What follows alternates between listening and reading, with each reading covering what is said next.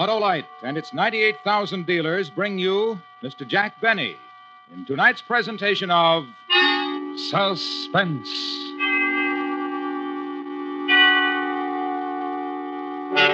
Tonight, Autolite presents a story about a man who worked for 30 years to prepare a most unique personal retirement plan. The story is called A Good and Faithful Servant. Our star, Mr. Jack Benny.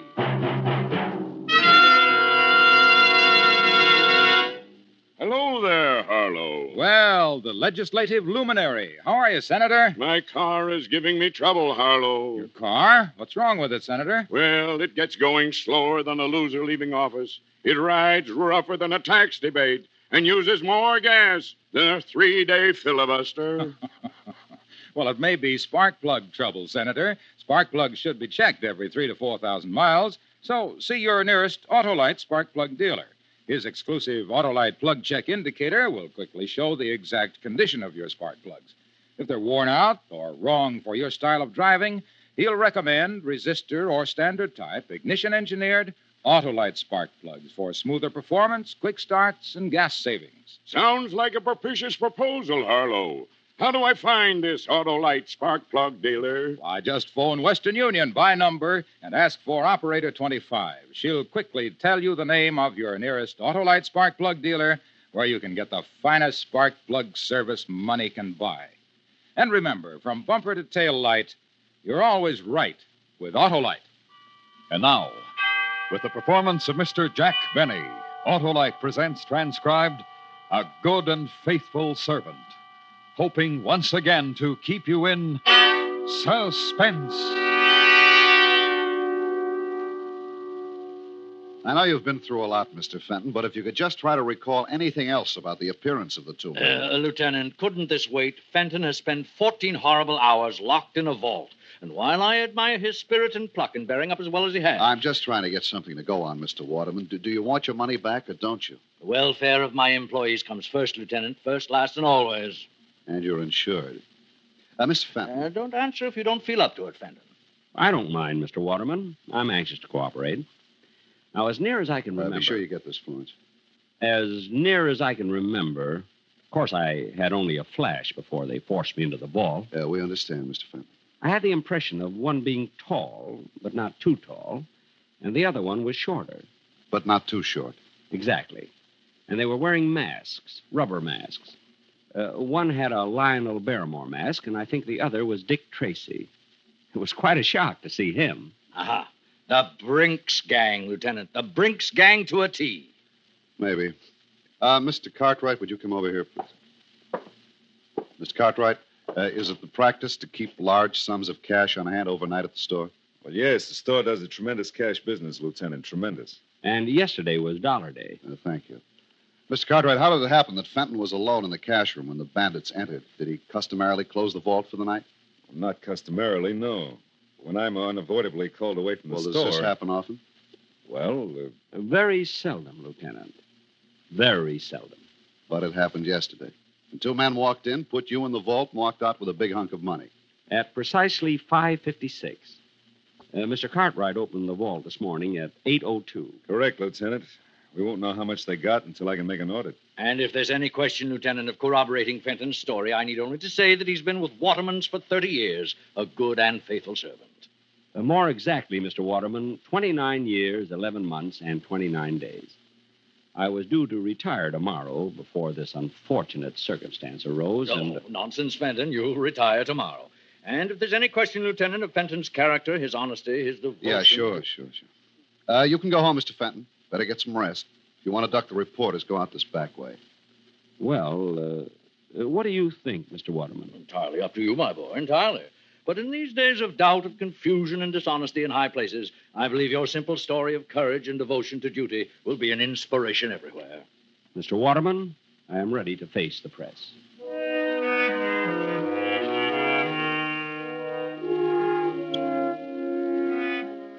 They were all very nice to me. The reporters, the police, Mr. Cartwright, and especially Mr. Waterman. All that money missing. $50,000. Yet his only concern was for me. I thought that if I could afford it, I'd like to buy him some little token of gratitude. Then I thought again. In my desk at the office, there was a secret compartment, and in that compartment was $50,000. I guess I could afford it.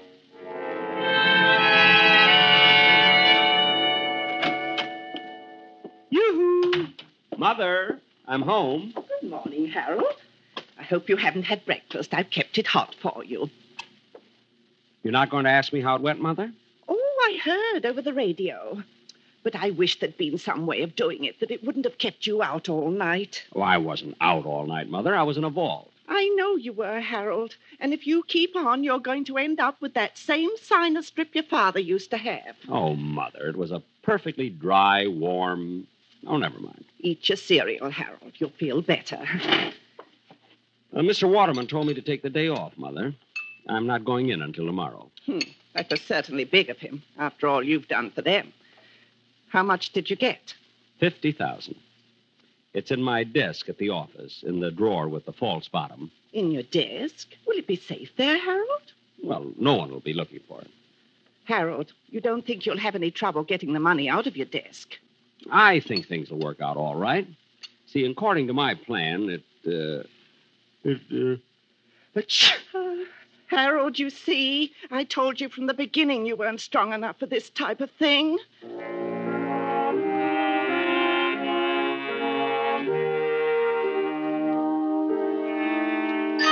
The next morning at 8:43, I punched in at the store. Figuring 308 working days a year, that made 9,240 punches. It was a little strange to think of this being my last. I walked through the store to the elevator, past lingerie, ladies' gloves, and perfume the way I always went. But this morning was different. People looked up when I passed. They spoke to me. They knew who I was. Even the brunette in perfume smiled at me. I almost stopped, but I couldn't think of anything to say. In the elevator, one of the girls asked me how I felt. Still scared, I said, and they laughed. They wouldn't have laughed any harder for Mr. Waterman. I got out at 8, my floor, and as I went into my office, Miss Prentice, Mr. Cartwright's secretary, looked at me. 23 months and 2 days she'd been looking at the top of my head. But this morning, she looked at me. Then she smiled. I guess I smiled back. Good morning, Mr. Fenton. Good morning, Miss Prentice. It wasn't much, but I felt it could have been a start. I was almost sorry this was my last day. Fenton. Fenton, did you hear me? Yes, Mr. Cartwright. I heard you, Mr. Cartwright. All right. A big workload piled up yesterday when you took off, and we haven't anyone new coming in till tomorrow. Not that I want to overload you on your last day. An honest day's work for an honest day's pay, Mr. Cartwright. Oh, good. I'm still trying to find out how much was taken in the holdup, so you're on your own. I think I can tell you almost to the penny, Mr. Cartwright. I'll make my own check. Now about the work Oh, good morning, Mr. Waterman. I was just, Well, Fenton, back at the old desk, eh? Well, I just didn't feel right away from it, Mr. Waterman. Hey, I got a surprise for you this afternoon, Fenton. Going to make a little ceremony out of your retirement. A ceremony? Good for store morale. Right, Cartwright? Oh, absolutely, Mr. Waterman, absolutely. And about that request of yours you made last week, Fenton, I wouldn't be a bit surprised if we can swing it. Oh, you're too kind, Mr. Waterman. Oh, my boy, when you work for Waterman's 30 years, you've got something coming to you. No. Really?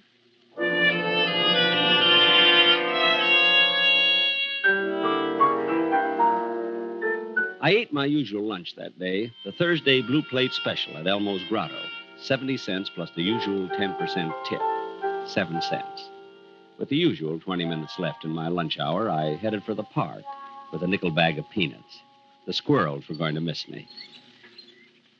No, Mr. Waterman. You've had 3 already. Give Mr. Cartwright a chance. Sit up, Mr. Cartwright. Sit. That's it. That's it. Excuse me. Would you mind if I join you, Mr. Fenton? Why, Miss Prentice? Of course. Of course not. Sit down. Thank you. Move over, Mr. Waterman. He does look a little pompous, doesn't he? Which one is Mr. Cartwright? There, with the small mustache. He bites. And, is there a Miss Prentice? Well, there is, but I believe she is, well... Nesting? Well, How long have you been feeding them, Mr. Fenton? They seem so friendly. 30 years, Miss Prentice. My favorite animal. You give a squirrel a nut, and does he eat it? No. He runs away and stores it in a hole. We could all benefit from their example. And now that you've stored your little nest egg, you're retiring, Mr. Fenton. Well, you might say that, yes. You're quite a fascinating character, Mr. Fenton. Me? I'm sorry I didn't know you sooner. You know, the whole store is talking about your ordeal in that vault. Oh, it wasn't so bad. In fact, I've always rather liked the vault. What an odd thing to say. Well, chacun est son goût, Miss Prentice. That's French for each to his own taste. Oh, you've been abroad, Mr. Fenton. Me? Oh, my goodness, no. Oh, but you will now that you're retiring. No, I've got my eye on a little cottage by a lake in woods. Lots of squirrels there. And no time clocks. You and your wife? Mother. Oh, I hope you get it, Mr. Fenton. Thank you, Miss Prentice. I wonder what the robbers are going to do with all that money. I wonder. 5-1. Shall we go back and punch in, Miss Prentice?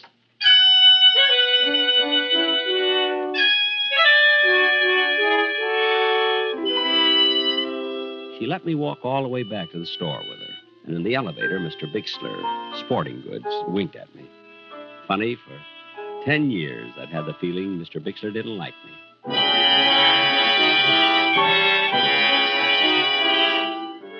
There was quite a gathering in the cashier's office when we arrived. All the executives from Mr. Waterman's down, and the editor of the store paper wandering through Waterman's. I'd sent an item to him last summer. Mr. Fenton of Cashier's Department spending his 2-week vacation at home. But he never printed it. Well, come in, Fenton. We've been waiting for our, shall we say, a guest of honor. Me, Mr. Waterman? You, Fenton. We have a little ceremony which I'd hope to conclude before the lunch hour was over. Oh, I'm sorry, Mr. Waterman. Think nothing of it. This is your day, Fenton, your day. Oh, going to get a shot of the two of us, Wolf? Yes, sir, Mr. Waterman. Over by the door. Oh, if you don't mind, I'd like it sitting at my desk. I feel more, secure there. By your desk. How's this? Got it? Good.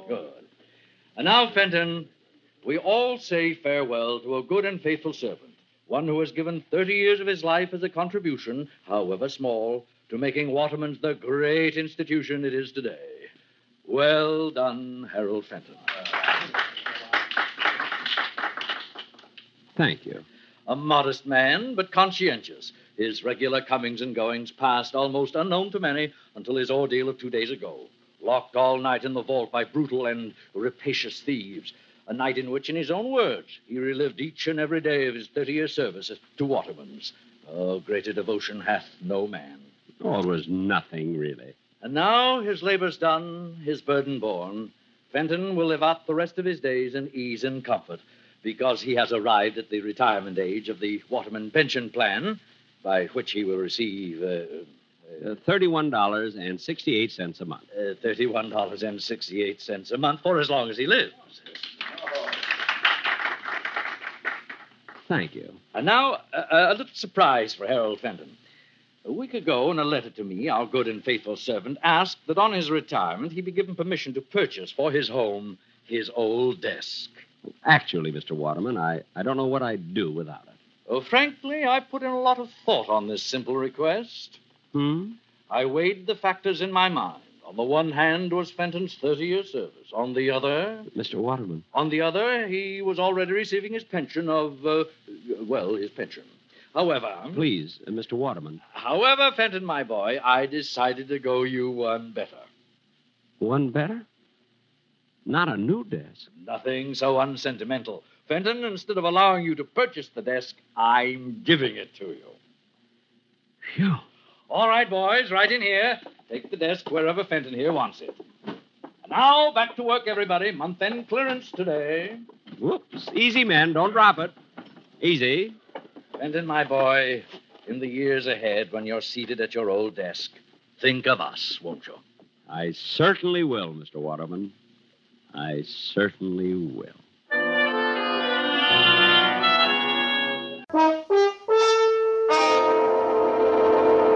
This is the golden age of radio. We'll be right back.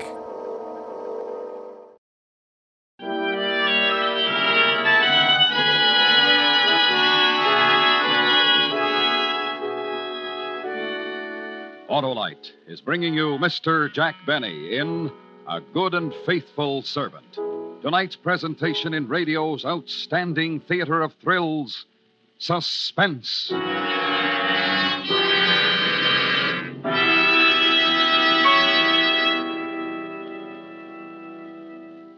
Well, Senator, did you take my advice? Why, yes, Harlow. My Autolite spark plug dealer turned my worn spark plugs out of office and elected a set of ignition-engineered Autolite spark plugs. A wise move, Senator. Those Autolite spark plugs are designed by the same Autolite engineers who designed the coil, distributor, generator, and all the other important parts of the complete ignition system used as original equipment on many leading makes of our finest cars, trucks, and tractors. They're world famous for quality and performance. And my Autolite spark plug dealer nominated Autolite resistor spark plugs for my car, Harlow. Ah, you're on top now, Senator, because Autolite resistor spark plugs represent one of the greatest advancements in spark plugs for automotive use in the past 20 years. They offer proven advantages such as double life, gas savings, and smoother performance. And they're specified as original equipment on many leading makes of our finest cars. What's more, the Autolite resistor spark plug is just one of a complete line of ignition-engineered Autolite spark plugs for every use. So, fellow citizens, be sure, vote for Autolite. Right, Senator. Friends, take a tip from me and see your nearest Autolite spark plug dealer this week. And remember, from bumper to tail light, you're always right with Autolite. And now, Autolite brings back to our Hollywood soundstage Mr. Jack Benny in Elliot Lewis's production of A Good and Faithful Servant, a tale well calculated to keep you in suspense.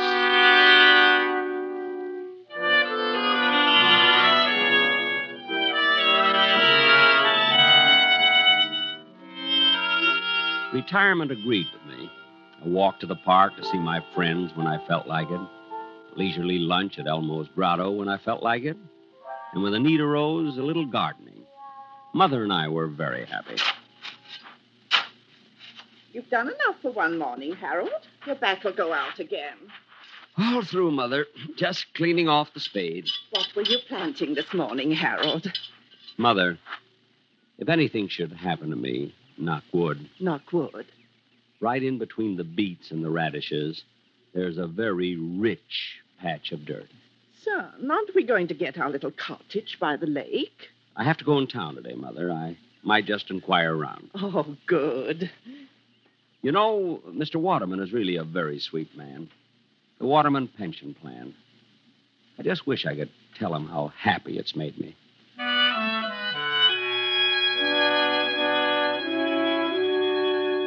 I hadn't told Mother, but Miss Prentice had called that morning. Mr. Cartwright wanted to see me that afternoon at the office, she said. And she asked how I was. What would have happened if I'd asked her to lunch? I almost did, too.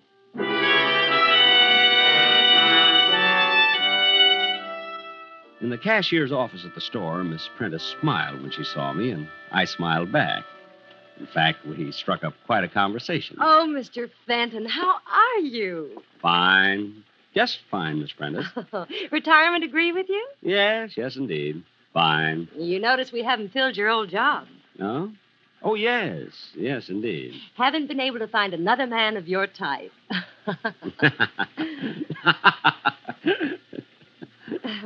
Well... Well... Is that you, Fenton? Come on in here. Coming, Mr. Cartwright. Sit down, Fenton, sit down. Thank you. Just trying to clean up accounts on the robbery. Fenton, what was your final tally again? 50,000, almost exactly, Mr. Cartwright. You're way off.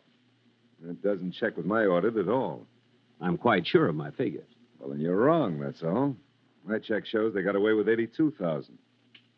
82,000? Right. Now, if you'll just sign the necessary statements corroborating my audit... I can't do that, Mr. Cartwright. And just why can't you? Don't you take my word for it? Frankly, no. Fenton, look. You're retired. It's nothing to you one way or the other. You just made a little mistake in your figures, that's all. Mr. Cartwright, are you asking me to help cover up a shortage in your accounts? All right, Fenton, I'll lay it on the line. Temporarily, I'm a bit short. Involvement with a woman, and you wouldn't understand. I most certainly wouldn't. Look, I'll make it worth your while. Shortages are found out sooner or later, Mr. Cartwright. All right, if that's your attitude, let me tell you something, Fenton. I don't like the smell of this robbery of yours. I don't like it at all. What do you think of that? You're implying that I made off with $50,000 belonging to Waterman's? I think it's highly possible. And how are you so sure it was $50,000? Supposing me, for one instant, capable of such a thing, Mr. Cartwright, wouldn't I be much too clever to put my head in a noose by covering up for you? Fenton, if I was talking to an honest man, wouldn't he have taken my story right to Mr. Waterman? I'll give you 5 minutes. Either sign my audit or I go to the police and accuse you of stealing $82,000. Think it over, Fenton.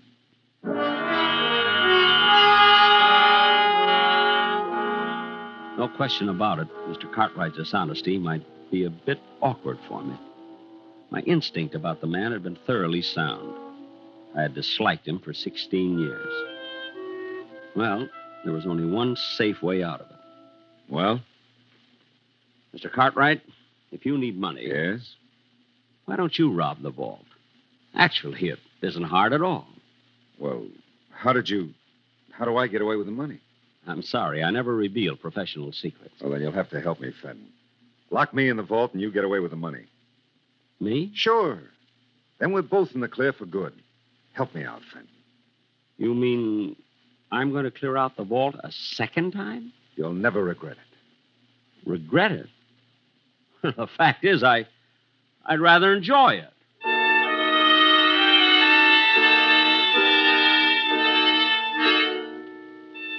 We settled on the following Friday. Friday nights, the store stayed open till 9, and they were having a big white sale that day. The money was already stacked on Mr. Cartwright's desk when I got there. It was a juicy haul. I didn't see Mr. Cartwright around, but... Hello, Mr. Fenton. Miss Prentice. But the money. I was listening when you and Mr. Cartwright made your plans, Mr. Fenton, and he caught me and forced me to help him. You understand, Harold. I mean, Mr. Fenton. Harold, times like these draw people together quickly, don't you think? Oh, I do. I really do. Miss Prentice. Helen. Thank you. Helen, Miss Prentice, Mr. Cartwright mentioned a woman in his life. You're not the one? Harold, of course not. Excuse me. I just thought... You remember the office party last Christmas? Oh, that? Well, that was just because he was under the mistletoe. And if you'd been under it instead of Mr. Cartwright... Really? Well... Oh, Fenton, you're here. Good. Anybody see you come up? It doesn't matter, really, Mr. Cartwright. Might even be better that way. Then you and Miss Prentice can say that I left minutes before the bandits arrived. You're right, of course, Harold. Thank you. Are you ready, Mr. Cartwright? I brought some wrapping paper for the money. Even brought along a handle with care sticker. That's the Fenton touch, you know. Get on with it, will you? No need to be nervous. There. Neat? I spent 8 years in wrapping and mailing. All right. You know what to do with it, Helen. I know. Just a minute, Mr. Cartwright. I'm to take the money, remember? There's been a change, Fenton. We rewrote the script. You think that's wise? To fly in the face of my experience? Now, look, Fenton, we're not children. You lock us in the vault and take off with the money. You think we'd ever see you again? Well, you're questioning my honesty? I'm sure Miss Prentice will vouch for me. We're rather good friends. Miss Prentice. Helen. Unfortunately for you, Fenton, Helen's on my side. Now, if you wouldn't mind getting into the vault, huh? Me? In the vault? But... This is a loaded gun, Fenton. Get in the vault. But... You came back for a second helping, that's all. The Confederate got away with the money, but I courageously slammed the vault door on you and went for help. But... Will they believe me? Imagine they'll find $50,000 somewhere around your house. They'll believe me. Helen. I see. I'm sorry, Harold. It's a nasty trick, but we're nasty people. You should have stuck to squirrels. Just one thing, Fenton. How did you ever get that 50,000 out of here the first time? How? Well, I didn't, Mr. Cartwright. You didn't? Then where is it? It's still in the vault. I don't believe it. Oh, it's quite cleverly hidden. It took me most of that night. I was locked in. Get in there and show me. I'm sorry, Mr. Cartwright. Get in there. No. I went through a lot for that money, Mr. Cartwright. 30 years. I just as soon you shot me. Helen, hold the gun on him. I'm going in and look. Well, don't be long. What if somebody should walk I'll in? be able to see if he's lying. Just watch him. You see anything? Not yet. I don't think it's possible that...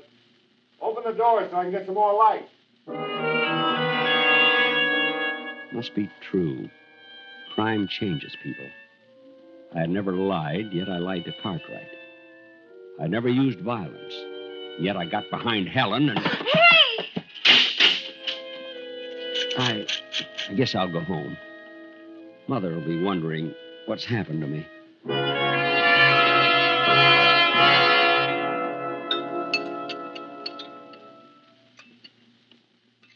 Some more cereal, Harold? I don't think so, Mother, thanks. What time is it? 8:10, son. Well, they would have opened the vault at 8 this morning. The police should be here any minute. Are you sure those two will implicate you, Harold? It seems likely, Mother. The gun would be hard to explain.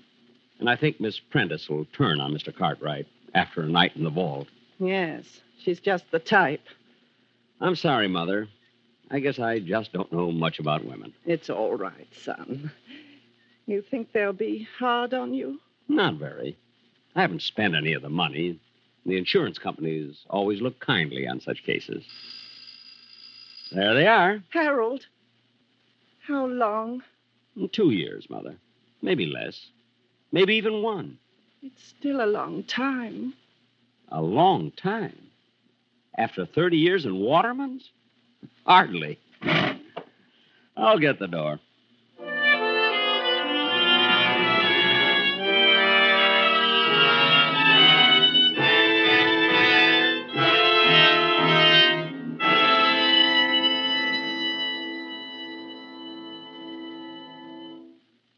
Suspense, presented by Autolite. Tonight's star, Mr. Jack Benny.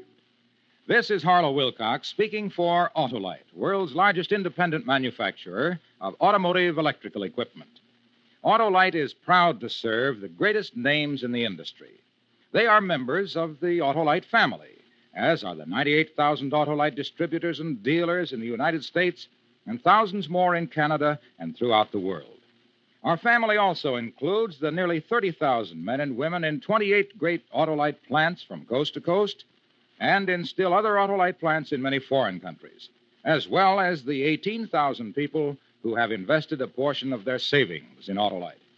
Every Autolite product is backed by constant research and precision built to the highest standards of quality and performance. So remember, from bumper to tail light, you're always right with Autolite.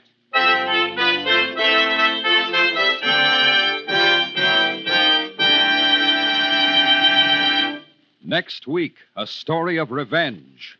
The desperate effort of a murderer to destroy the man who had committed him to prison. The story is called Concerto for Killer and Eyewitnesses. Our star, the director of Suspense, Mr. Elliot Lewis. That's next week on Suspense. Suspense is produced and directed by Elliot Lewis, with music composed by Lucian Morowick and conducted by Lud Gluskin. A Good and Faithful Servant was written for Suspense by Richard M. Powell.